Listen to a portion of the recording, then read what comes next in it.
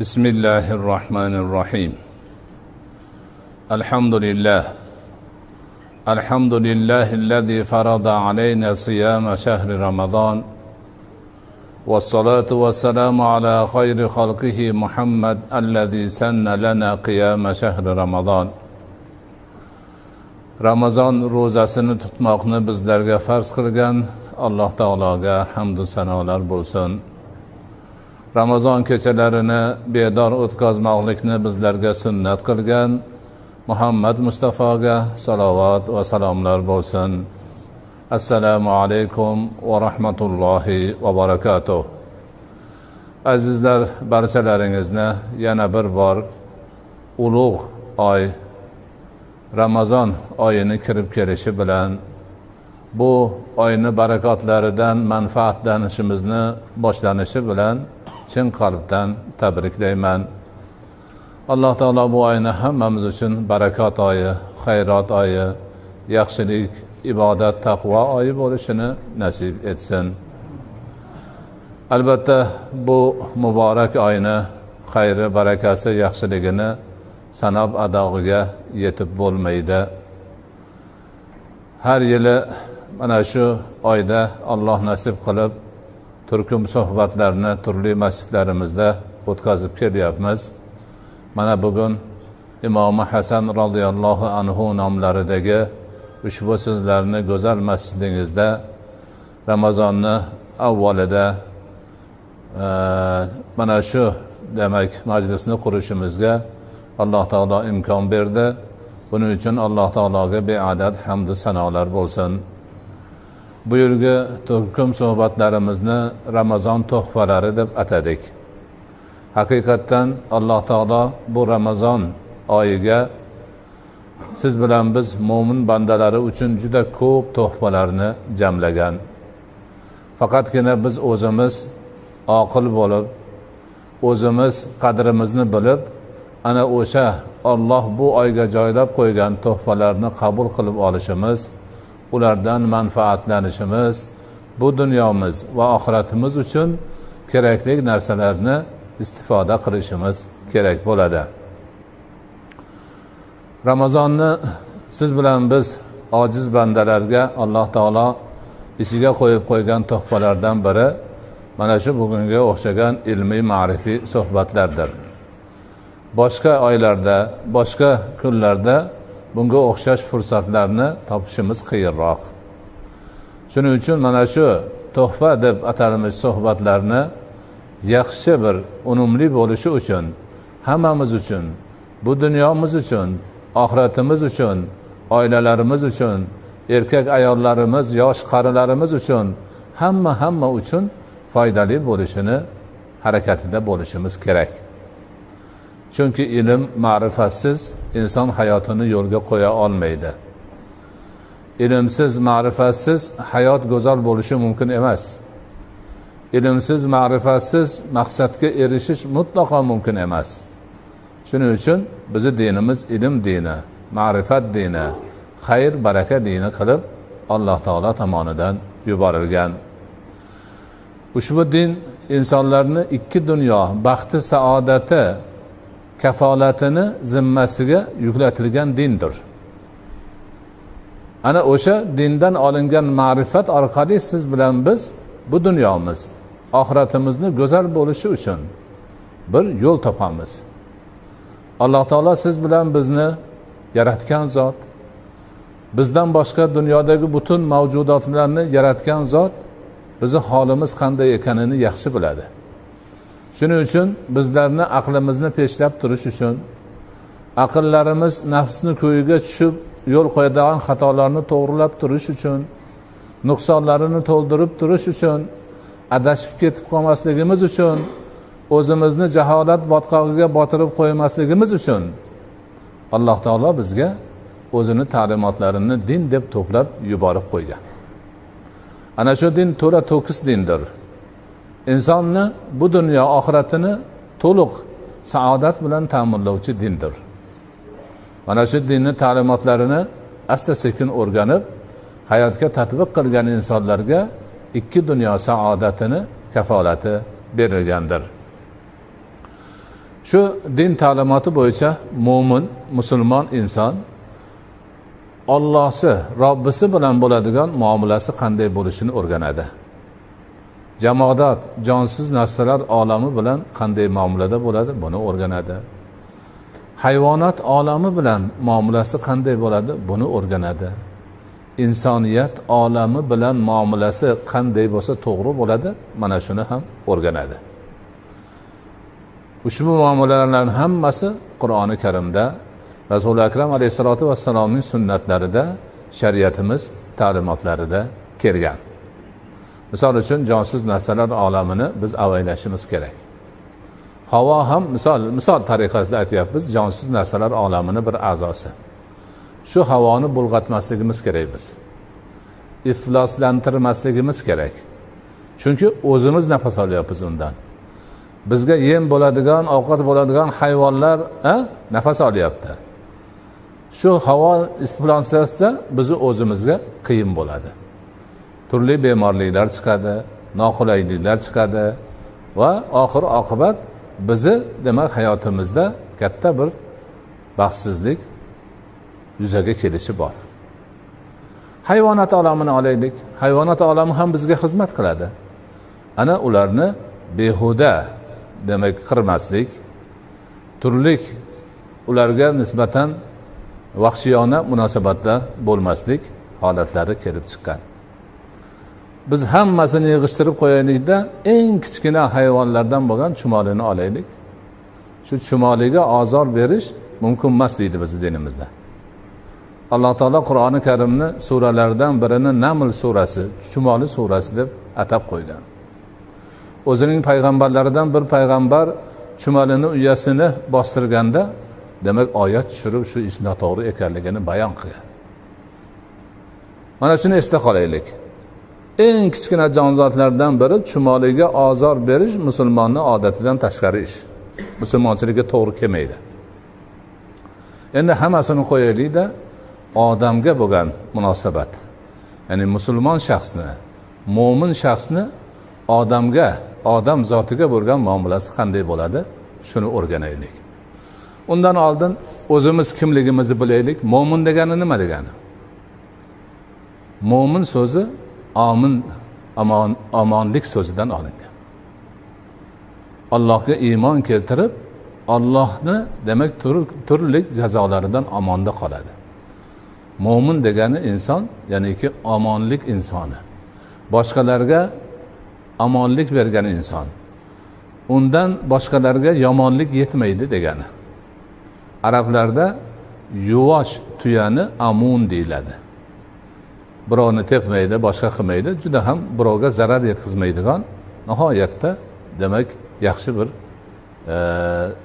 hayvon ma'nosida. Mo'min inson ana o'sha.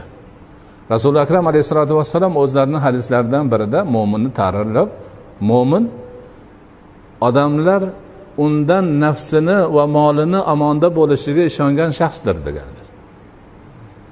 Mo'min shaxs kim desa, odamlar hammasi bu mo'min. Meni jonimga ham zarar yetkazmaydi, molimga ham zarar yetkazmaydi, chunki bu mo'min deydi. Ana mo'minlik sharafi shu. Na jamoat, jonsiz narsalar olamiga, na hayvonot, na insoniyat olamiga zarar yetkazmaydigan, omonda bo'ladigan inson mo'min inson. Musulmoncha. Musulmon shu. Musulmon islomdan olingan. Taslim bo'luvchi inson degani. Allohning amriga taslim bo'luvchi. Islomning ma'nosi bittasi tinchlik, ikkinchisi salomatlik. Bizning dinimiz tinchlik, salomatlik dini. Biz musulmonmiz, biz tinchlik, salomatlik insonimiz. Bizdan faqat tinchlik chiqadi, bizdan faqat salomatlik chiqadi. Ana o'sha o'zi mo'min bo'lgan, omonlikni manbasi bo'lgan inson. Tinchlik, salomatlikni din qilib, o'ziga shior qilib olgan insonni o'ziga o'xshagan insonlar bilan bo'ladigan muomalasi qanday bo'ladi? Shunga bir nazar solaylik. Avvalo inson zoti bor.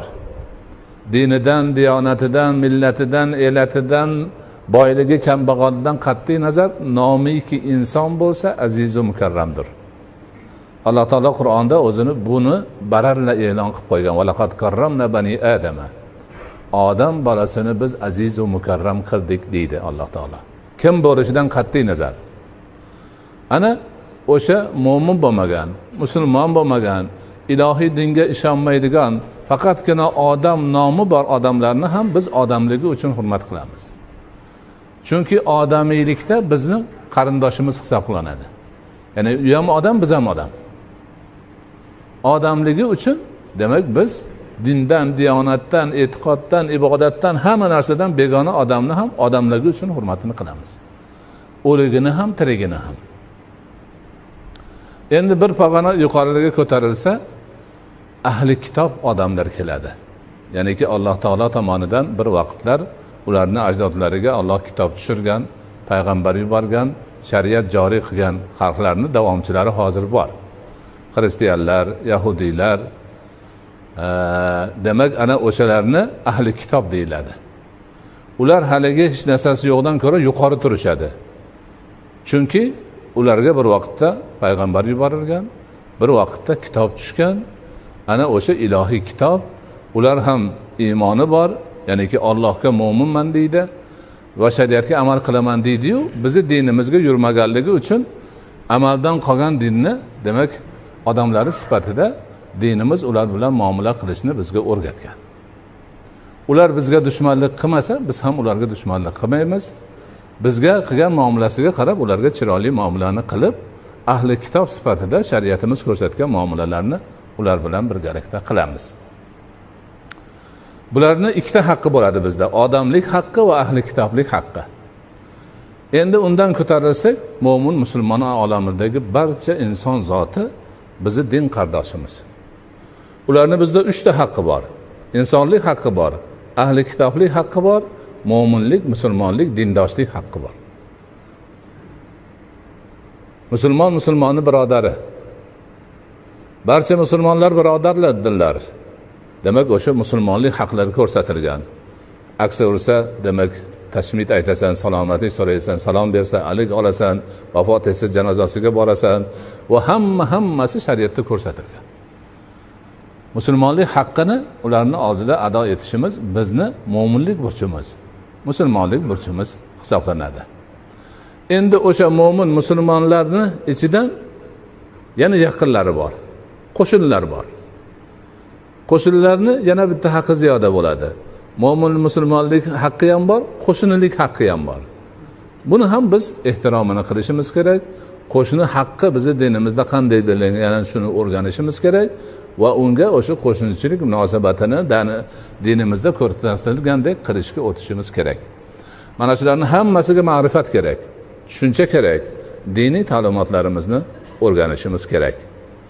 Endi hammasidan yaqin haligi uzoqdagi dindor, ahli kitob dindor, musulmon dindor, qo'shnidan ham yaqini bizga endi qarindoshlarimiz. Ularning hammadan ko'p haqqi bor bizda. O'sha insonlik haqqi, dindorlik haqqi, musulmonlik haqqidan oshib endi qarindoshlik haqqi ham bor. Ana hammadan aziz insonlar o'sha qarindoshlar bir-birlariga bo'ladi. U ota bola bo'ladimi, eri xotin bo'ladimi, opa singil bo'ladimi, aka uka bo'ladimi, amma tog'a bo'ladimi, hammasi. Ana bularni haqqi ulug', bularning haqqini ado etishimiz kerak. Ana silai rahim degan tushuncha bizning dinimizda shundan kelib chiqqan. Silai rahim katta oila, qabila ma'nosida bo'ladi. Ammalar, amakilar, xolalar, tog'alar, ularning bola chaqalari, quda andalar hammasi qo'shilib silai rahim doirasiga kiradi. Ular bilan aloqani yaxshilash, yomonlikdan chetlash har bir mo'minning, har bir musulmonning muqaddas burchidir. Alloh subhanahu va taolo kim qarindoshlik aloqasini bog'lasa, men unga o'z aloqamni bog'layman deydi. Kim qarindoshlik aloqasini uzsa, men undan aloqamni uzaman deydi Alloh. Mana shu narsani yaxshi yodlab olib, ana qarindoshlik aloqalari bizga qaysi vazifalarni yuklaydigan bo'lsa, sidqi dildan Allohning amri, Qur'onning buyrug'i, Rasulullohning sunnati, shariatning hukmi degan e'tiqod bilan ana shularga amal qilishimiz kerak bo'ladi. Ana endi o'sha qarindoshlik doirasi ham chegaralanib kelib, oila miqyosida eng kichik ma'noda, eng jipis ma'nodagi yaqinlik kelib chiqadi, insoniy yaqinlik. Oila. Bir oilaning ichida er xotin, bola chaqa, ota ona, demak hammasi bir oila. Ana o'sha yerdagi demak munosabatlar eng go'zal munosabatlar bo'lishi kerak. Chunki shu oiladan chiqqan munosabat qarindoshlarga tarqaydi, qo'ni qo'shniga tarqaydi, undan jamiyatga tarqaydi va butun insoniyatga tarqaydi. Oiladagi holat, munosabatlar go'zal bo'lsa, hammasi go'zal bo'ladi. Ming afsuslar bo'lsinki, hozirgi kunlarda ana shu oilaviy munosabatlarga putur ketganligi hammani qayg'usi, bilgan odamlarning musibati bo'lib turibdi. Bilmaganlar, dindan bexabar yurganlar, ma'rifati yo'qlar o'shalarni buzishga xizmat qilishyapti. Oilaviy aloqalarni, qadr-qiymatlarini yo'qotishyapti. Bir-biriga yomon munosabatlarni qilishyapti. Urib so'kishyapti va bo'lmag'ur har xil dinga to'g'ri kelmaydigan ishlarni qilyapti. Lekin shu haqiqatni tushungan insonlarni demak boshiga musibat tushgandek o'zlarini noxush his qilishyapti. Chunki oilalardagi munosabat buzilib borishi bu katta bir balo, ofat, kasofatni alomati hisoblanadi. Shuning uchun oila doirasida insonlar o'zlarini munosabatlarini eng go'zal tarzda qilishlari kerak. Ota-onaning hurmati, ehtiromi, bolalarga mehribon bo'lish, aka-ukalarning qadr-qiymati, opa-singillarni azizligi, er-xotinlarni bir-biri bilan bo'ladigan munosabat, kelinlar, qaynotalar, kuyovlar, qaynog'alar hammasini demak oila doirasidagi munosabatlari nihoyatda go'zal bo'lishi kerak. Oilaning ichida bir-birini behurmat qilish mo'minman, musulmonman degan insonga mutlaqo begona gapdir. Hech ko'tarib bo'lmaydigan ayb, uyat hisoblanadi. Lekin ming afsuslar bo'lsinki, oilalarda ana shu holat bor. Er-xotinlarning urushishi, oilalarning ko'plab buzilishi, farzandlarning oqpadar bo'lishi yoki ota-onalarning bolalariga bo'layotgan munosabatlari hech kurakda turmaydigan holatlar hozir bor. Ming afsuski shuni aytishga majburmiz. Otalar, onalar bolalariga namoz o'qimaysan deb turib olganlari bor hozir. Otalar majburlab, men otayman, meni aytganimni qilish, sen ishongan dinda bor, menga aroq olib kelib ber, bo'lmasa oq qilaman deyotganlar bor. Ming afsuslar bo'lsin, keliniga tajovuz qilayotgan qaynotalar bor. Menga yozishadi kompyuterda. Keldi odamlar, kelyapti, yig'laydi, ko'zida yosh. Men ayolimdan yaxshiman, taqsir, hamma yo'g'imiz yaxshi, otam shunaqa bir noqulaylik, nomardlik ishni qilib qo'ydi, nima qilaylik endi? Tashab ko'chib chiqib ketdik. Birovnikida ijaraga o'tiribmiz. Deyishyapti. Qaynona kelinlarning munosabatlari ham shu. Kelinlar qaynonalarni hurmat qilish kerak, lekin qaynonalar ham izzatini bilish kerak. Bilish kerak. Shariatda ko'rsatilgan holatda qilish kerak. Mahallalarda urush janjal, oilalarni mahallani oqsoqolini to'playdi, imom domlarni chaqiradi, yana mahalladan keladi, u yoqdan bu yoqdan keladi, hammasini maqsadi yarashtirib qo'yish. Lekin qaynona yo'q. Men buni kirgizmayman uyimga. O'g'lim qo'ymasa taloq, men qo'ydim buni taloq. Bunaqa bilan bo'lmaydi. Qaytaga teskarisi bo'lish kerak. Yoshlar yoshlik qilib, shoshilib qolib, bilimi yo'qligidan bir-biri bilan urushsa, ikki qo'da taraf maslahat qilib, bularga nasihat qilib, yarashtirib qo'yish kerak.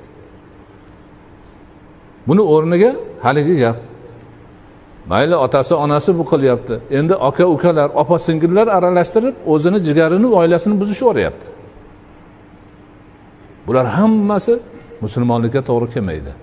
Mo'minlikka to'g'ri kelmaydi. Odamiylikka to'g'ri kelmaydigan holatlar.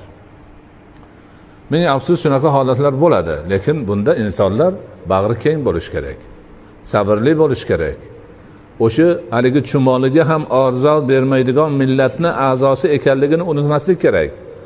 Chumoliga ozor berish gunoh deb bilgan musulmon millatini a'zosi qanday qilib o'zini otasiga yoki bolasiga yoki xotiniga, eriga, opa singliga yomonlikni ravo ko'radi.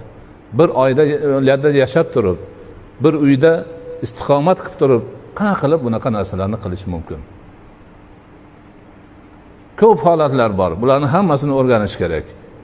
Hammasini alhamdulillah bizning dinimizda yechimi bor. Mana shunday ko'ngil xiraliklarning ko'pi aslida bo'lmasligi kerak, lekin Allohning irodasi insongarchilik ham bo'ladi. Qizini umid bilan bir yerga uzatadi, to'y qiladi, kuyov topadi, nikohlaydi. O'sha yerda demak tub qo'ysin, palak otsin deb duolarni qilib, o'sha yerda baxtli bo'lib, bola chaqali bo'lib, o'g'li juvoli bo'lsin duo qilib yuboradi. Lekin ming afsuski bir muddatdan keyin qiz qaytib kelyapti. Mushkulat, bitta oilada yangi bir muammo paydo bo'ldi.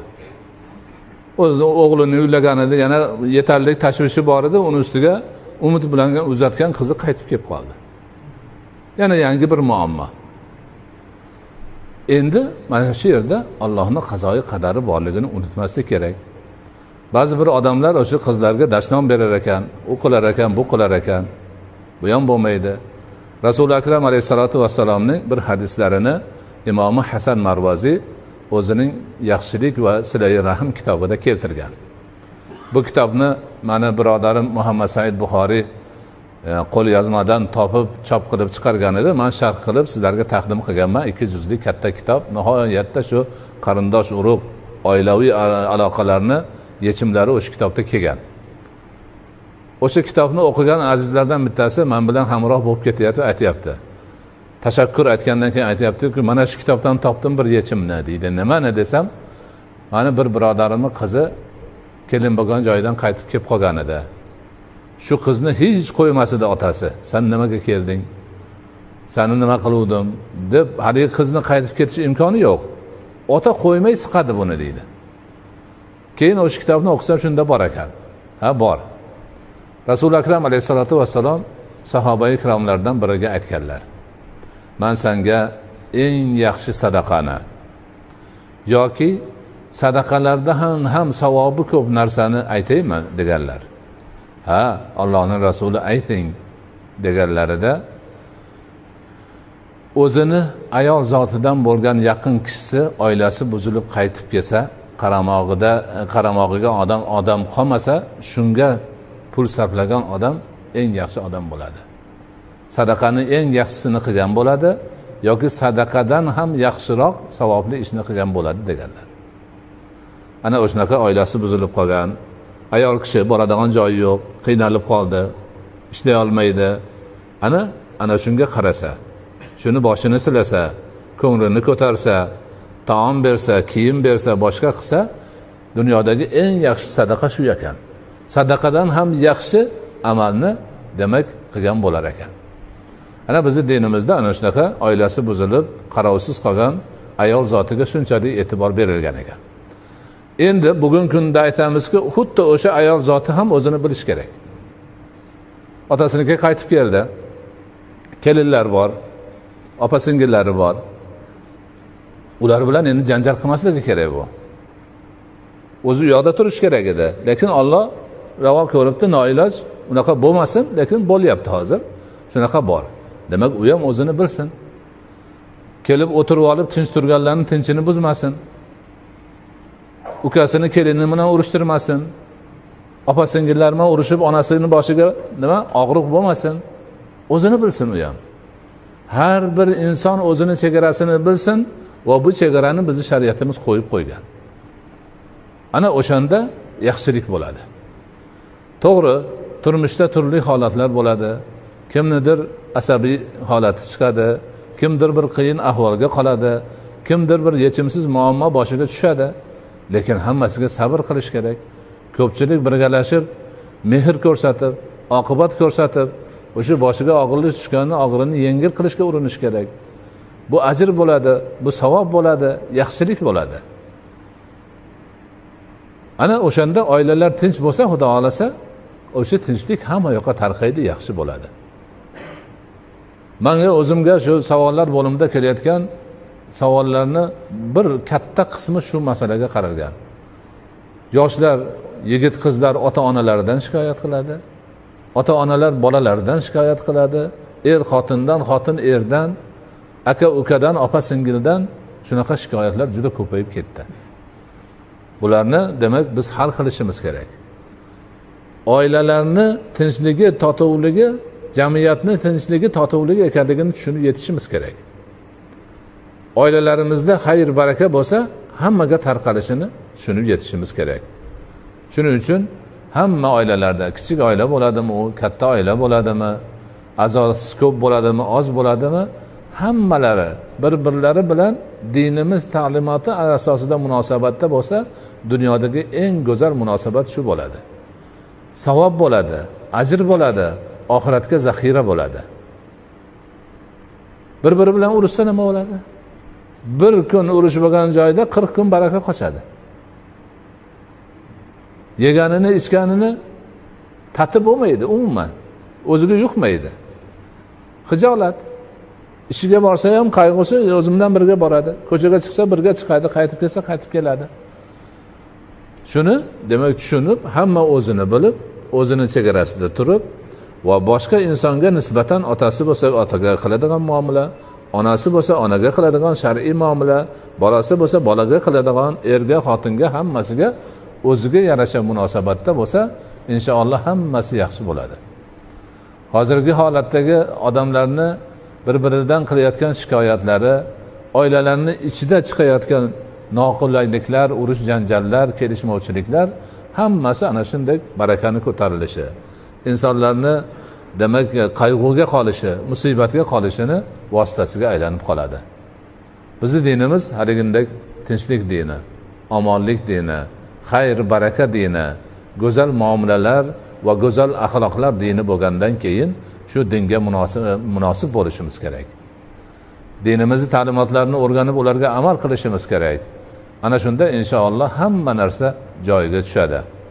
Alloh subhanahu va taolo ushbu buyuk Ramazon sharofatidan oilalarimiz, insonlarimizning qalblariga muhabbatni solsin, iliqlikni solsin, oralaridagi adovat, dushmanchilik, kelishmovchilik, noqulayliklarni hammalarini ko'tarsin.